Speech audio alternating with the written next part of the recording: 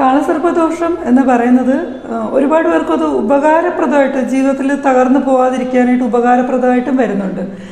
കാളസർപ്പദോഷം എന്ന് പറഞ്ഞാൽ 12 രീതിയിലാണുള്ളത്. 12 വിധത്തിലുള്ള കാളസർപ്പയോഗം എന്ന് തുടങ്ങി 12 രീതിയിലുള്ള കാളസർപ്പയോഗങ്ങളുണ്ട്. ഇപ്പം 2 അഗ്രങ്ങളിലും രാഹുകേതുക്കളും മധ്യത്തിൽ ബാക്കിയുള്ള എല്ലാ ഗ്രഹങ്ങളും കൂടെ വരുന്നതിനെയാണ് കാളസർപ്പയോഗം എന്ന് പറയുന്നത്. ചില ഗ്രഹങ്ങൾ ബലം കുറഞ്ഞിട്ട് പുറത്ത് നിന്നാൽ പോലും കാളസർപ്പയോഗം അനുഭവേദ്യമാണ്. അതുപോലെ തന്നെ കാളസർപ്പയോഗം എന്ന് പറയാൻ കാരണം വെച്ച് കഴിഞ്ഞാൽ രാഹുകേതുക്കൾ ആൻറ്റി ക്ലോക്ക് വൈസ് ആയിട്ടും ബാക്കിയുള്ള ഗ്രഹങ്ങൾ ക്ലോക്ക് വൈസ് ആയിട്ടുമാണ് സഞ്ചരിക്കുന്നത്. അപ്പോൾ അങ്ങനെ സഞ്ചരിക്കുമ്പോഴുണ്ടാകുന്ന ബുദ്ധിമുട്ടുകൾ ഈ വ്യക്തികൾ മാനസികമായിട്ടും ശാരീരികമായിട്ടും ഒക്കെയുള്ള പല പല ബുദ്ധിമുട്ടുകളും അനുഭവിക്കേണ്ടി വരുന്നുണ്ട്.